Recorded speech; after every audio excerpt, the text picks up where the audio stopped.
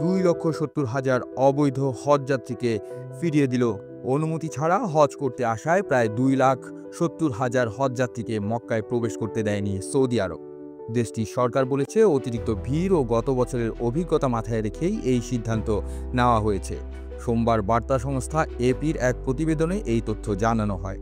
Saudi হজ কর্তৃপক্ষের দাবি, এবার হজ মৌসুম শুরুর আগেই 2,59,378 জন অবৈধ হজযাত্রীকে ফেরত পাঠানো হয়েছে। গত বছর হজের সময় তীব্র গরম ও অতিরিক্ত ভিড়ে মারা গিয়েছে অন্তত 1,300 হাজি। সেই ঘটনার পুনরাবৃত্তি ঠেকাতে এবার আগেভাগেই নেওয়া হয়েছে কড়াকড়ি ব্যবস্থা। প্রশ্ন উঠছে, এই বিপুল সংখ্যক মানুষ অনুমতি ছাড়া কিভাবে হজের উদ্দেশ্যে মক্কা অভিমুখে রওনা হলেন? তাদের ঠেকাতে হজ ব্যবস্থাপনায় কোথায় দুর্বলতা ছিল? সৌদি কর্তৃপক্ষ জানিয়েছে, এবার হজ নিরাপত্তায় বাড়তি নজরদারি রাখা হয়েছে।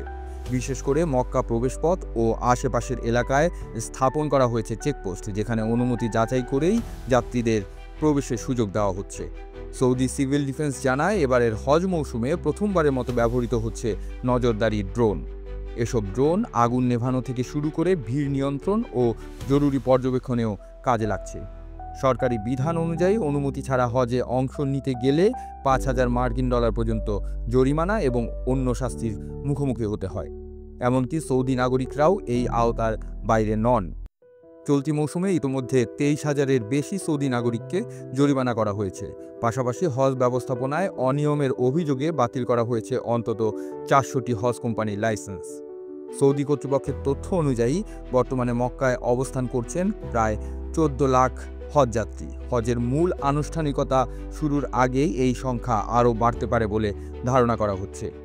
প্রশাসনের কঠোর নজরদারি, প্রযুক্তির সহায়তা এবং আগাম নিরাপত্তা ব্যবস্থার পরও প্রশ্ন থেকেই যায়, এভাবে অবৈধ হাজিদের ঢল ঠেকানো কি আদৌ সম্ভব হবে? আর এই পরিস্থিতিতে অনুমতি ছাড়া হজের উদ্যোগ কতটা ধর্মীয় দায়িত্বের মধ্যে পড়ে, সেই বিতর্ক সামনে আসছে। আপনারা দেখছিলেন প্রতিদিন সকাল।